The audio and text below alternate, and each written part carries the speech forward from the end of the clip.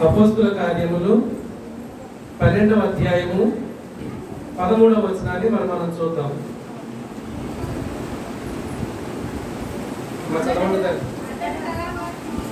అతడు తలవాకిటి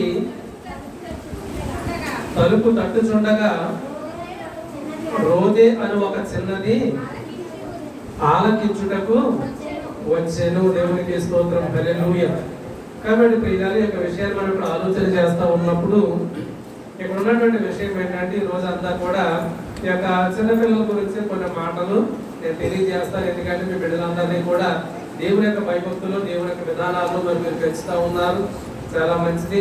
రాబోయేటటువంటి రోజుల్లో కూడా ప్రియులారా, మన బిడ్డలు ఇంకా ఏ విధంగా ఆశీర్వదించబడాలి, ఆడపిల్లలైనా మగపిల్లలైనప్పటికీ కూడా ఏ విధంగా ఆశీర్వదించబడాలి అనేటటువంటిది ఇక్కడ ఆలోచన చేసినప్పుడు ప్రియులారా, మరి పేతురు ఎక్కడ ఉన్నాడంటే చెరసాలలో ఉన్నాడు. చెరసాలలో ఉన్నప్పుడు అక్కడ ఏం చేస్తున్నారంటే ప్రియులారా, ఒక ఇంట్లో అనేక మంది కూర్చొని అక్కడ ఏం చేస్తున్నారు, ప్రార్థన చేస్తూ ఉన్నారు.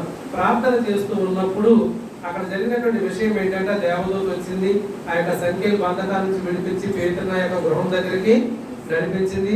నడిపించిన తర్వాత ప్రియులారా, అందరూ ప్రార్థన చేస్తూ ఉంటే అతను ఏం చేశారంటే, ఇంటికి వచ్చి తలుపు తట్టుచూ ఉండగా ఎవరు చూసారంట,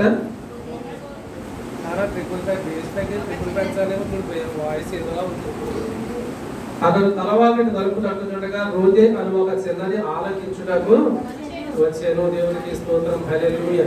కాబట్టి ప్రియులారా, ఇటువంటి విషయాల్లో మనం ఆలోచన చేస్తూ ఉన్నప్పుడు అక్కడ ఏం చెప్పాడంటే, పేరు చెప్పాడు కానీ అమ్మాయి వయసు అయితే అక్కడ చెప్పలేదు. కాబట్టి మన బిడ్డలు కూడా ఆ యొక్క చిన్న వయసులో ఏది అవసరమో దాని వైపు మాత్రమే వారి మనసు వచ్చేటటువంటి బిడ్డలుగా మనం పెంచవలసినటువంటి వారమై ఉంటా ఉన్నాం. ఆమె పేతురు స్వరమును గుర్తుపట్టి సంతోషము చేత తలుపు తీయక లోపలికి పరిగెత్తుకొని పోయి పేతురు తలుపు దగ్గర నిలుచున్నాడని తెలిపెను. దేవునికి స్తోత్రం, హల్లెలూయా. ఇక్కడ ఉన్నటువంటి ఒక వాక్య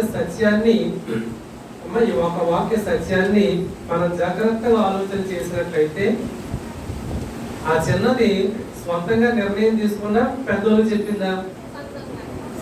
స్వంతంగా తీసుకుందా?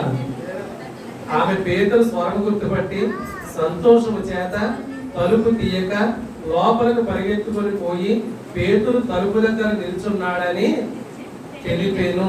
కాబట్టి ఈ లక్షణాలు మన బిడ్డలకు నేర్పేవారముగా ఉండాలి. స్వతంత్ర నిర్ణయాలు తీసేసుకోలేదు.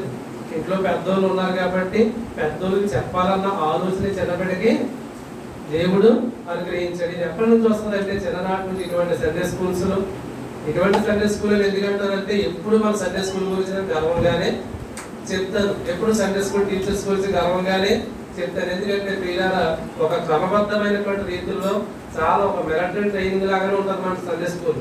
అది మీకు అందరికీ తెలిసినటువంటి విషయమే.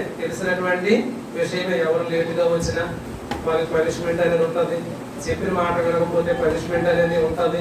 కాబట్టి పిల్లల మిలిటరీ ట్రైనింగ్ లాగా ఉంటుంది. ఎందుకంటే ట్రైనింగ్ ఇస్తున్నామంటే, మీ వ్యక్తులందరూ కూడా రోజే లాంటి చిన్న బిడ్డలుగా అక్కడ మెలగాలనేటటువంటిది ఆ దైవభక్తి కలిగినటువంటి బిడ్డే కాబట్టి లేదు. అదే ప్రియులారా, కొంతమంది విషయాల్లో మనం ఆలోచన చేసినప్పుడు భయభక్తులు లేనటువంటి పిల్లలు ఉన్నారనుకోండి, ఇలా తలుపుకోవటగానే లేదనుకుంటే ఆమె ఏం చేసిందంటే పేతురు యొక్క స్వరాన్ని గుర్తుపట్టింది. అలా కాకుండా వెళ్ళిపోయి తలుపు తీసేసి ఎందుకు వచ్చావు నువ్వు, లోపల ప్రార్థన జరుగుతుంది అన్నది అనుకోండి, ఎలా ఉంటుంది పేతురికి? అమ్మ విషయం అర్థమవుతుందా? తలుపు తీసేసి ఎవరు మీరు, ఎందుకు వచ్చారు, లోపల ప్రార్థన జరుగుతుంది వెళ్ళిపోవడం తలుపు వేసింది అనుకోండి, పరిస్థితి ఎలా ఉంటుంది? అలా చేయలేదు తను. కాబట్టి అందుకు వారు నీవు పిచ్చిదాని వల్ల అయితే వారు చెప్పినదే నిజమని ఆమె దృఢముగా చెప్పినప్పుడు వారు అతని దూత అనేది. కాబట్టి వాళ్ళందరూ ఏమన్నారంటే, చిన్నపిల్ల కాబట్టి వాళ్ళు ఏమన్నారంట, నువ్వు పిచ్చిదాను అన్నారు. ఆ పాప ఏమంటున్నారంటే, అయినప్పటికీ కూడా తాను చెప్పినదే నిజమని ఆమె దృఢముగా చెప్పినప్పుడు. కాబట్టి చిన్నదానికి ఏమున్నదంటే ప్రియులారా, తన నమ్మినటువంటి సిద్ధాంతాన్ని దృఢంగా చెప్పేటటువంటి మనసు తనకి ఉంది. దృఢంగా చెప్పేటటువంటి ధైర్యం ఆ చిన్నబిడ్డకి దేవుడు అక్కడ ఇచ్చాడు. నేను చెప్పిందే కరెక్ట్ అన్నది. అలా జాగ్రత్తగా ఉంటున్నారా? నేను ఇంకంతసేపు పిల్లలు చూడకండి, జాగ్రత్తగా వినండి. మనలో కూడా చాలా మంది తల్లిదండ్రులు చెప్తారు, మా పిల్లోడండి చాలా మొండోడు, ఆడు ఏమనుకుంటే అదే చేయాలనుకుంటాడు. ఏమనుకుంటారు? వాడు ఏమనుకుంటే అదే చెయ్యాలనుకుంటారు. కానీ వాడు అనుకునేది ఎలాంటిది? మన పిల్లలు అనుకునే మొండితనం ఎలాంటిదండి? వాడికి జలుబు చేసి కాలిపోతున్నా కానీ ఐస్ క్రీమ్ బండి వచ్చిందని కొనిదా కూరుకోవడానికి, లేకపోతే ఏదన్నా ఉన్నాం అనుకోవడానికి జ్వరం వచ్చినా కూడా ఆ పోలవరం బిర్యానీ తెచ్చి దాకా ఊరుకోవడానికి అంత పట్టుదలండి మా వాడికి. ఇది తింటానికి వెళ్ళగట్టుగా పట్టుదల. ఈ అమ్మాయి ఏం చెప్తుందో చూడండి. నువ్వు పిచ్చిదానివి, పేదలు ఎందుకు వస్తాడు, పేదలు జైల్లో ఉన్నాడంటే తాను చెప్పింది నిజమైన దృఢముగా చెప్పింది. ఇదిగో నేను చెప్పిందే కరెక్ట్, వచ్చింది పేదరి అంటుంది. తలుపు తీసిందా? పేదలు చూసిందా? చూడలేదు, కేవలం స్వరం మాత్రమే విన్నది. కాబట్టి ప్రియులారా, అటువంటి సత్ప్రవర్తన కలిగినటువంటి బిడ్డలుగా మన బిడ్డలు ఎదగాలంటే ఏం చేయాలంటే చిన్ననాటి నుంచి కూడా దైవ భక్తిలో ఇక్కడ ఎలా పెరుగుతున్నారో తల్లిదండ్రులు ఇంటి దగ్గర కూడా అలాగే పెంచేవారుగా ఉండాలి. ఇంకొక విషయాన్ని చూద్దాం. రెండవ రాజుల గ్రంథము 5వ అధ్యాయంలో ఇక్కడ మనకు ఎవరు కనపడతారు? ఇశ్రాయేలు చిన్నది కనపడుతుంది. సిరియా రాజు సైన్యాధిపతి నయమాను ఒకడు ఉన్నాడు. కాబట్టి ప్రియులారా, అతని చేత యెహోవాయే సిరియా దేశంలో జయము కలుగు చేసి ఉండేది కనుక అతడు తన యజమాని దృష్టి గొర్రెడై దయ పొందిన వాడయ్యను. అతను మహాపరాక్రమశాలి ఉండేది కానీ అతడు కుష్ఠరోగి. అక్కడ ఎవరు? సిరియా రాజు కుష్ఠరోగి. కాబట్టి ఇక్కడ వీళ్ళు ఏం చేస్తారు? సిరియాను గుంపులుగా బయలుదేరి ఇశ్రాయేలు దేశం మీదకు పోయి ఉండిన వారు అచ్చట నుండి ఒక చిన్నదాన్ని చెరగొని తేగ అది నయమాను భార్యకు పరిచారం చేయించుండేది. ఇక ఇశ్రాయేలు చిన్నదాన్ని తీసుకుని వచ్చేస్తారు. దేనికి తీసుకొని వచ్చేసారంటే ప్రియులారా, దాసీగా తీసుకొచ్చారు. ఇంట్లో పని చేయడానికి తీసుకుని వచ్చేస్తారు. తీసుకొచ్చేసిన తర్వాత ఆమె అక్కడ పని చేస్తా ఉన్నది. పని చేస్తున్నటువంటి ఆమె ఏం చూసిందంటే ఈ యొక్క సైన్యాధిపతికి ఉన్నటువంటి కుష్ఠ రోగాన్ని గమనించి 3వ వచనంలో అంటాడు, అది షోమ్రోనులో ఉన్న ప్రవక్త దగ్గర నా ఏలిన వాడు ఉండవల్లని నేను ఎంతో కోరుచున్నాను. అతను నా ఏలిన వారికి కలిగిన కుష్ఠరోగమును బాగు చేయనని తన యజమానురాలితో అనేను. దేవునికి స్తోత్రం, హల్లెలూయా. ఎటువంటి బిడ్డలు చూస్తున్నాడు బైబిల్ గ్రంథంలో? కాబట్టి మన బిడ్డలు కూడా అటువంటి ధైర్యం కలిగినటువంటి వారుగా ఉండాలి. కాబట్టి మా రాజుగారు కుష్ఠరోగం అని చెప్పేది ఊరందరూ చెప్పిందా? ఎవరు చెప్పింది? వెళ్ళి రాణిగారికి చెప్పేసింది. అయిందా? రాణిగారికి చెప్పేసింది. మన యజమానికి కుష్ఠరోగం ఉంది కాబట్టి ఇది ఎక్కడా తగ్గదు. కానీ మా ప్రవక్త ఒక ఆయన ఇశ్రాయేల్ దేశంలో ఉన్నాడు, మా పాస్టర్ గారు ఒక ఆయన ఇశ్రాయేల్ దేశంలో ఉన్నాడు. కాబట్టి మీరు అక్కడ తీసుకెళ్తే ఆయన ప్రార్థన చేస్తే ఈ కుష్ఠరోగము తగ్గిపోతుంది. ఎవరు ఆమె? చిన్నది కానీ రాయబడి ఉన్నదంటే ఇంకా పెద్ద మెచ్యూరిటీ వచ్చినటువంటి అమ్మాయి కూడా కాదు. కాకుండానే ఏం చెప్పేసిందంటే రాణి గారికి దేవుని యొక్క సువార్త చెప్పేసిందా లేదండి? చెప్పింది. కాబట్టి ప్రియులారా, మన బిడ్డలకు కూడా అదే మనం నేర్పించవలసినటువంటి వారమై ఉన్నాం. మన బిడ్డలు కూడా ఇక సండే స్కూల్ ప్రారంభం నుంచి కూడా అదే జరుగుతూ ఉంది. మన బిడ్డలు కూడా అటువంటి సువార్త ప్రకటించేటటువంటి బిడ్డలే మన సంఘంలో అందరూ కూడా. కాబట్టి ప్రియులారా, ఇప్పుడు ఎంతమందిని చూస్తాం బిడ్డల్ని? ఒకరేమో రోజు అనేటటువంటి అమ్మాయిని చూస్తాము. ఆ అమ్మాయి ఏమో పెద్దలు గౌరవించి ముందు వచ్చి వాళ్ళకే చెప్పింది.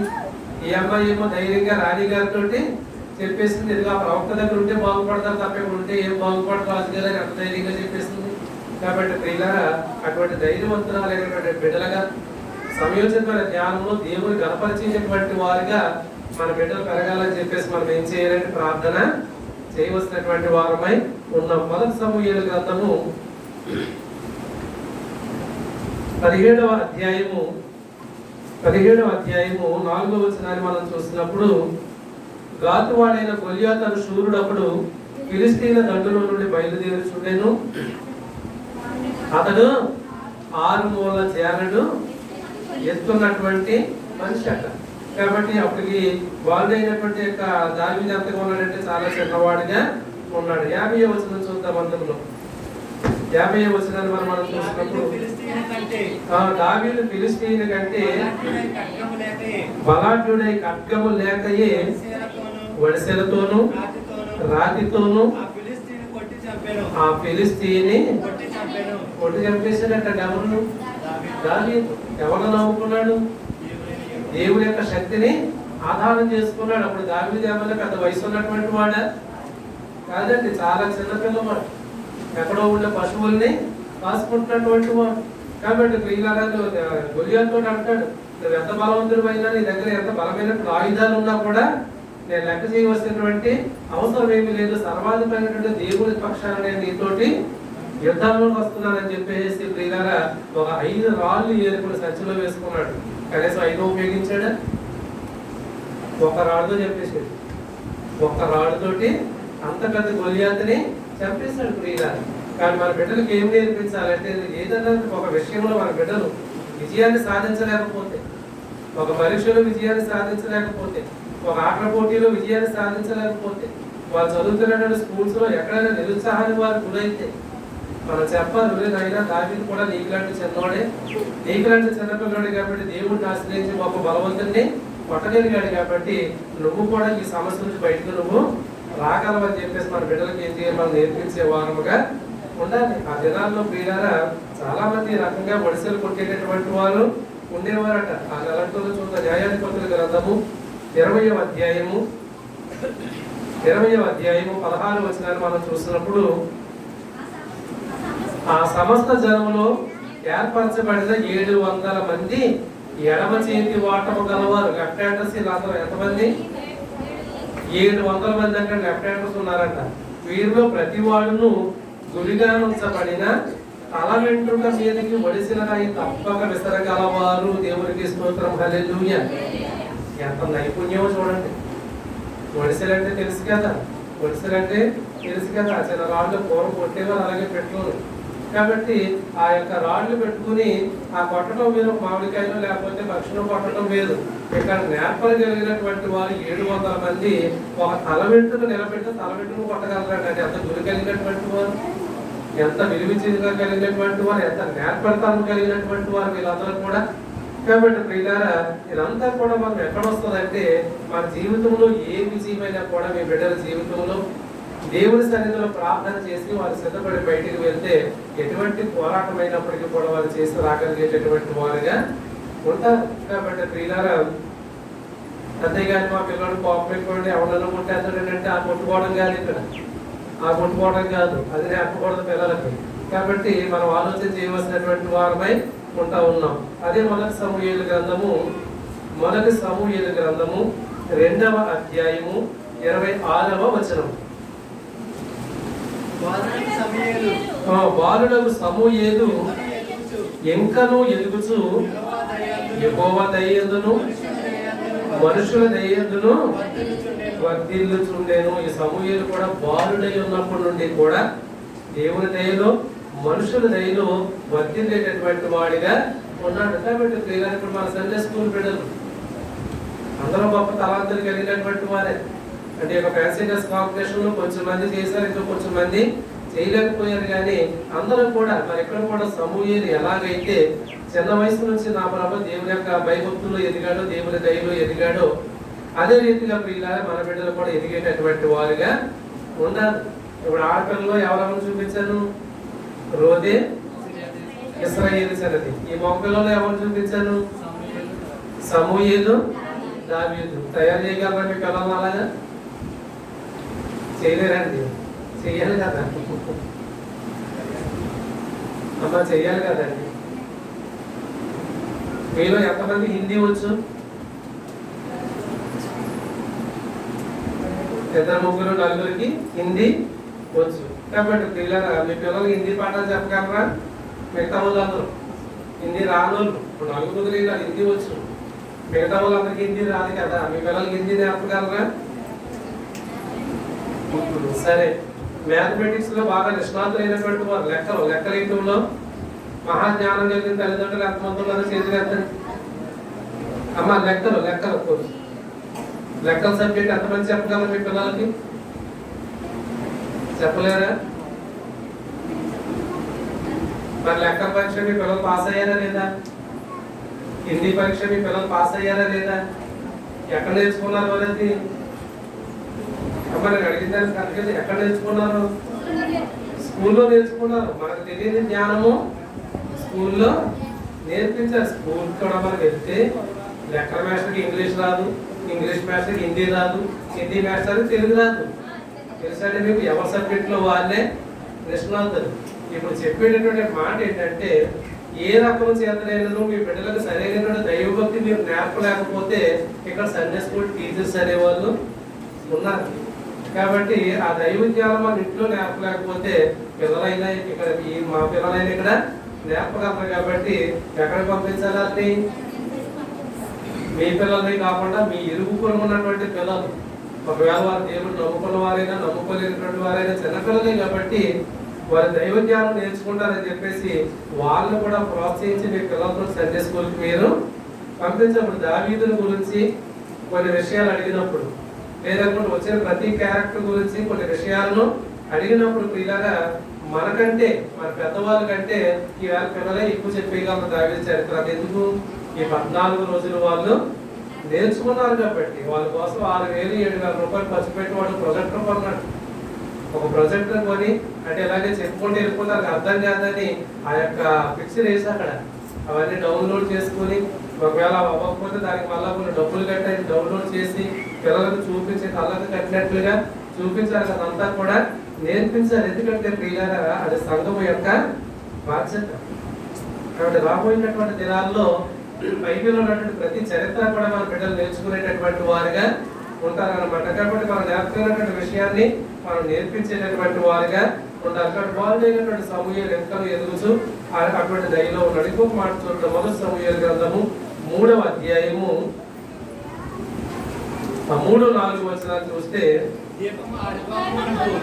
దీపం నేను మొదలు చదివాను. బాలుడైన సమూయేలు ఏలి ఎదురు యెహోవాకు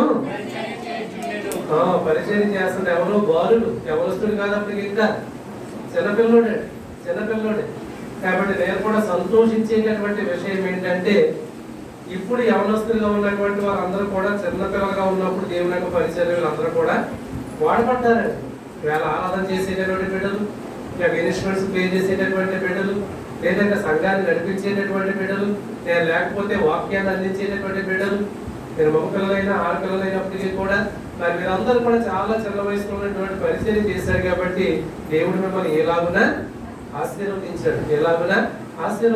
కాబట్టి ఇప్పుడు నెక్స్ట్ జనరేషన్ కూడా మనం ఏం చేయాలంటే దేవుని యొక్క పరిచయం మనం నడిపించేటటువంటి వారముగా ఉండాలి. దేవుని పరిచయం మనం బిడ్డలు ఏం చేయాలి? ప్రోత్సహించి పంపించేటటువంటి వారిగా ఉండాలి. ప్రియులారా ఎందుకు చేస్తారో అని ఆటంకపరిచేటటువంటి వారి యొక్క మాటలు పక్కన పెట్టాలి. మనం పక్కన పెట్టి ప్రియులారా దేవుని పనికి మనం ముందుకి పంపించాలి. ఆ దినములలో ఎక్కువ వాకు ప్రత్యక్షం ఒకట అరుదు, ప్రత్యక్షం తరచుగా తటస్థ. అంటే ఎవరు పెడతారు? దేవుని వాక్యం మాట్లాడలేదంట ఆ రోజుల్లో. ఈ రోజులు అందరికీ మాట్లాడుతుంది దేవుని యొక్క వాక్యం, అందరికీ మాట్లాడుతుంది. సోషల్ మీడియాలో చూస్తున్నాం కదా, అన్నింటికీ దేవుడు చెప్పేశాడంట, అన్నింటికీ దేవుడు చెప్పేది. కాబట్టి పెట్రోల్ అయిపోయింది, నీ బండిలో డీజిల్ కొట్టించుకోమని కూడా దేవుడే చెప్పాడు. సాక్ష్యాలు లోకంలో పెట్రోల్ అలాగే అయిపోయింది. ఎందుకంటే చూపిస్తుంది అక్కడ డీజిల్ లేకుండా పెట్రోల్ లేకుండా. కానీ సాక్ష్యాలు అంత వ్యతిరేకం అయిపోలేదు. హిందువుల మధ్యన ఎన్నో విమర్శలు అయిపోతున్నాయి. అనవసర సంగతి ప్రతిదీ దేవుడు మాట్లాడేస్తాడు, ప్రతిదీ కూడా దేవుడు. ఆ కాలంలో అలా లేదు. ఆ కాలం ముందు ఏది కన్నులు మంద దృష్టి గలమైనందున అతను చూడలేక తన స్థలమందు పండుకొని ఉండగా దీపం ఆరిపోక ముందు సమూయేలు దేవుని మందసమున్న యెహోవా మందిరంలో పండుకొని ఉండగాను. దేవునికి స్తోత్రం, హల్లెలూయా. కాబట్టి చాలా కంపేర్ చేసుకుని చూస్తూ ఉన్నప్పుడు నిజంగానే ఈస్టర్ కానీ, ఈ క్రిస్మస్ కానీ, జనవరి 1 కానీ ఇటువంటి ఏమైనా వచ్చినప్పుడు డెకరేషన్ చేసినా, లేదనుకుంటే ఏదైనా పరిపాలన చేసినా ఈ పిల్లలందరూ కూడా సాయంత్రం దుప్పట్టు వచ్చేసి ఇందులోనే పడుకుంటారు. ఇందులోనే పడుకోవడం మరి మాకు పర్మిషన్ అడుగుతారు. పాస్టర్ గారు మేము ఇక్కడే పడుకుంటామంటే చాలా సంతోషం అనిపిస్తుంది. బాలుడైనటువంటి సమూయేలు కూడా అలాగే అక్కడే పండుకొని ఉండగా యెహోవా సమూయేలును పిలిచెను, అతడు చిత్తము నేనున్నానని చెప్పి. దేవునికి స్తోత్రం, హల్లెలూయా. కాబట్టి ప్రియులారా ఇక్కడ ఉన్నటువంటి విషయాలు మనం ఆలోచన చేస్తా ఉన్నప్పుడు అక్కడ అంటున్నాడు దేవుడు పిలవగానే ఇదిగో నేను ఉన్నానని. మన పిల్లలకి అదే నేర్పండి, మీ పిల్లలకి అదే నేర్పండి. నిజంగా చాలా సంతోషం.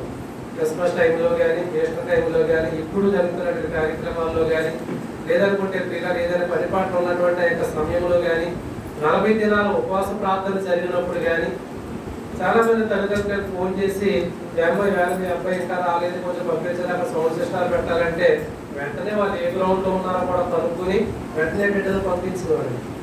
కాబట్టి పిల్లలు కూడా అంతే, ఒక చిన్న ఫోన్ కాల్ చేస్తే వీడు కానీ నేను కానీ ఇదిగో ఈ పని ఉంది అన్నామంటే ఇదిగో నేను ఉన్నానంట సమూయేలు అని. వీళ్ళందరూ చాలా సంతోషం. దేవుడు పిలిస్తే సమూయేలు ఎలాగన్నాడు, మన పిల్లలు కూడా ఇదిగో నేను ఉన్నానంటారు. ఆడపిల్లలు కూడా, ఆడపిల్లలు ఇంత మందిరాన్ని శుభ్రం చేస్తారు, చిన్న చిన్న పిల్లలు వచ్చి వాకులంతా తుడిచేస్తూ ఉంటారు, చిన్న చిన్న పిల్లలు వచ్చి. అంటే పెద్దోళ్ళు వాళ్ళ ఆలోచన తుడిసమ్మ పేరు చెప్పలేదు అని పెద్దలు అలుగు చేస్తారు. ఈవేళ మాట్లాడేది కేవలం పిల్లల గురించే, కేవలము పిల్లల గురించే. కాబట్టి 8వ వచనం, యెహోవా 3వ మారు సమూయేలును పిలవగా అతడు లేచి ఏలీ దగ్గరకు పోయి, చిత్తము నీవు నన్ను పిలిచితివే, ఇదిగో వచ్చి తినగా ఏలీ యెహోవా ఆ బాలుని పిలిచినని గ్రహించినప్పుడు ఏది అనుకున్న ఒక దేవుడు పిలుచుంటాడని. ఇక్కడ చూడండి, 3వ మారు పిలిస్తే ఇదిగో నువ్వు నన్ను పిలిచావు, నేను వచ్చాను. కాబట్టి ఆ సమయం ఎటువంటి సమయం అన్నది మంచిగా నిద్రపోయేటటువంటి సమయం. ఏ సమయం అది? నిద్రపోయేటటువంటి సమయం. కాబట్టి పిల్లరా, ఒకవేళ మీ పిల్లలు కూడా నిద్రపోతున్నప్పుడు నేను కానీ సండే స్కూల్ టీచర్ కానీ పాస్టర్ గారు కానీ ఫోన్ చేస్తే ఏం చెప్పాలి పిల్లలకి? నిద్ర మొక్కలని మీరు వెళ్ళండి, అంతేగాని నా పిల్లలు ఇప్పుడే పడుకున్నాడండి, అది ఇంకా లేకడండి, ఆడు మామూలుగానే 9 గంటలకు బ్రష్ చేస్తాడండి అంటే కుదరదు. అదన్నీ కూడా కుదరదు. మా పిల్లలు నిద్రపోయారండి, ఇది లేగలేదండి. ఈ కారణాన్ని మంచి నిద్రపోయేటటువంటి సమయంలో బాలుడైన సమూయేలు ఎన్నిసార్లు లేచాడు? 3 సార్లు లేచాడు. ఎప్పుడు పిలిపినపడితే అప్పుడు ఇదిగో నేను ఉన్నాను అన్నాడు అంతే. ఇదిగో నేను ఉన్నాను. కాబట్టి ప్రియులారా, మీ బిడ్డలు కూడా దేవుని యొక్క పని కొరకు, దేవుని యొక్క పరిచర్య కొరకు, కాబట్టి ప్రియులారా తలాంతులు నేర్చుకుని ఎదగటంలో మీ బిడ్డలు కూడా ఎలా ఉండాలంటే ఇదిగో నేను ఉన్నానని అలా తప్పించుకు తిరిగేటటువంటి మనస్తత్వం బిడ్డలు నేర్పించకూడదండి. తప్పించుకు తిరిగే మనస్తత్వం బిడ్డలకి నేర్పించకూడదు. ఎందుకంటే ప్రియులారా అదే పోరాటం. మీ బిడ్డలు సక్రమైన రీతుల్లో పెంచడం అనేటటువంటిది మా యొక్క సలహాలు, మా యొక్క ప్రార్థనలు కూడా. ఎందుకంటే వాళ్ళు అలా పెరిగితే ప్రియులారా మీ కుటుంబానికి ఉపయోగపడతారు, దేశానికి ఉపయోగపడతారు, సంఘానికి ఉపయోగపడతారు. ఈ రోజు ఈ యొక్క లోకంలో ఇద్దరు యవనస్తులు గుర్తు చేస్తాను. మీకు ఇద్దరు యవనస్తుల్ని గుర్తు చేస్తాను. ఒక ఆయన ఏమో 15 సంవత్సరాల్లో క్రికెట్ టీమ్ లోకి వచ్చినటువంటి ఎవరైనా వైభవ్ సూర్యవంశీ. ఎన్ని సంవత్సరాలు అంట? 15 సంవత్సరాల వయసులో ప్రపంచాన్ని శాసిస్తున్నాడు. ప్రపంచాన్ని శాసిస్తున్నాడు, మంచి పేరు తెచ్చుకున్నాడు 15 సంవత్సరాల వయసులో. అందరూ అలా కామన్ జన్మలు ఉండరు. కాబట్టి ఇంకొక రాజకీయ నాయకుడు కొడుకు, ఆయన ఏం చేశాడు?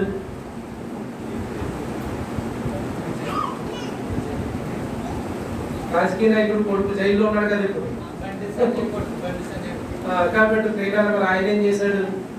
మొత్తం పార్టీ పనులు, కుటుంబ పనులు రోడ్డు మీదకి లాగేశాడు. ఆయన యవనస్తుడే, ఈయన యవనస్తుడే. పెంపకంలోనే తేడా ఉంది.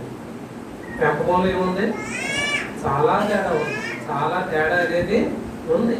కాబట్టి ప్రియులారా, ఎందుకంటే ఈయన తండ్రి అంత ధనవంతుడు కాకపోయినా ఈ కుమారుడిని అలాగే క్రికెట్ లో ఇష్టమని పెంచితే ఆయన ఒక గొప్పవాడయ్యి.